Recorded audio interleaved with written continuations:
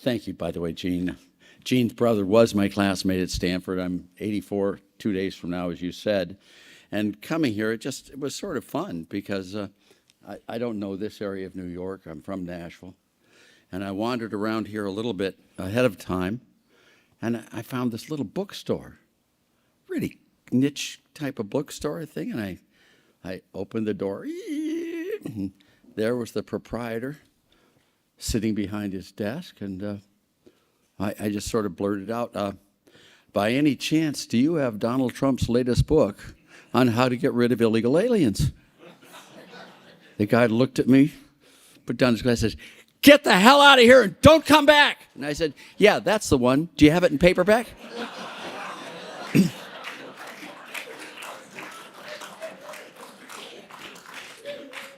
Lou, if you use that later, I get royalties. Is that? Let me just say that it's really fun being with Chase, by the way. I just want you to know I'm a big fan. This much different, and you'll see why. I mean, but my view is that I think I'm an economist. I look at the world from an economic standpoint seriously. And just going through the issues of what happened in the president's first term, and if I can, the Tax Cuts and Jobs Act was one of the most significant tax bills I've ever seen. It cut the corporate tax rate from 35% to 21%.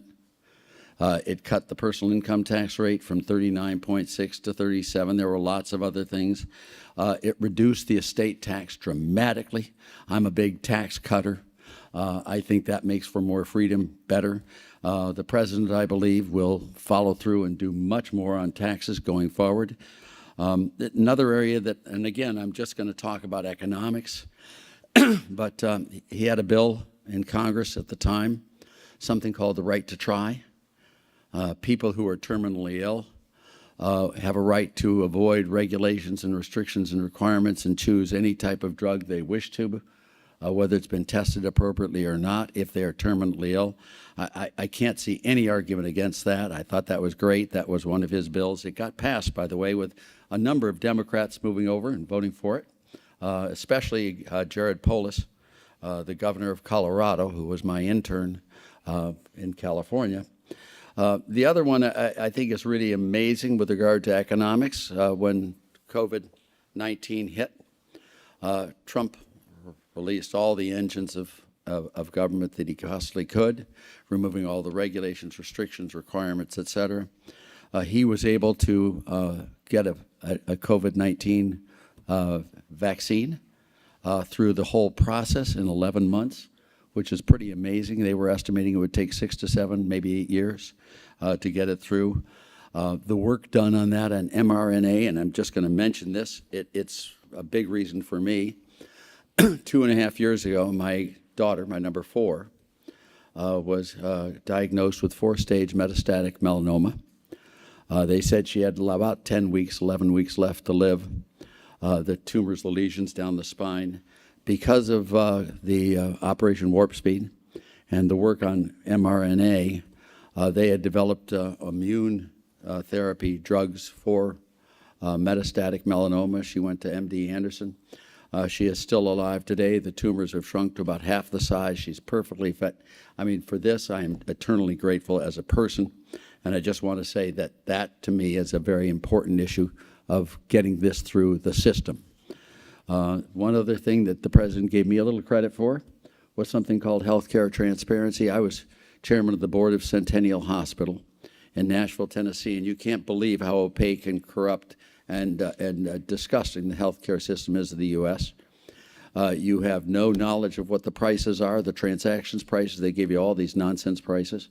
You have no idea what the efficacy of these drugs are. They use something called HIPAA to mislead you, to thinking that it's incorrect to get information.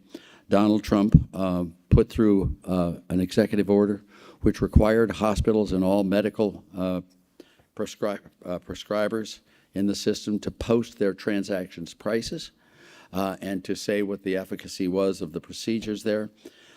We have not had by any means full disclosure from the hospitals, but if you look at what's happened to the U.S. over the last 50 years, the cost of health care as a share of GDP has risen dramatically in the U.S. We not only are the highest of the OECD, but we have had the biggest increase in healthcare costs as a share of GDP in the OECD. And as a wonderful little benefit of all that additional cost, we've had the largest drop in life expectancy of any country in the OECD as well. In the last 50 years, a big drop in life expectancy. My view is that if markets could be returned to the healthcare industry, we could save somewhere in the order of $1 trillion a year, 2 or 3 years out, 4 years out, and we could probably increase U.S. life expectancy by maybe 3 years just by moving back to markets. I think that's just a wonderful, wonderful procedure there. From the standpoint of economics, I think it's really imperative that we have decontrol of oil. I think the U.S. should be allowed to drill wherever they want to and do it. And let me just say, for those of you who are global warmers, which Jill Stein, are you still back there? You may not be global warmers, but if you know the Bhagwati theorems, you know that you always have a direct cure for a direct problem. Drilling for oil and producing oil is not a pollutant. In fact, the U.S. is by far the cleanest producer of petroleum products in the world, much cleaner than Venezuela, Russia, or Saudi Arabia, or Iran, or these other countries, much better. If it's going to be produced, it might as well be produced here. When Trump did do the deregulation there, I think we were the only time that we have been energy independent in the U.S. as a result of that. I think that was wonderful. Just because you produce the oil does not mean you have to use it. This is the Bhagwati theorems. You want to really correct the problem, and the problem is not the production of oil. It's not. That's the solution. And when you look at this, I just have to say that with the unfreeing of oil production in the U.S., prices would be down quite substantially. That would not only make the U.S. Energy independent, but it would also really deprive some countries of the massive budgets they've had by keeping oil prices very high because the U.S. has prohibited production of energy. Trade. I know everyone wants to talk about trade, but when you look at Trump, you've got to remember in this, and I think it's classic of his first term, that what Trump said is very different sometimes than what he does. Very different.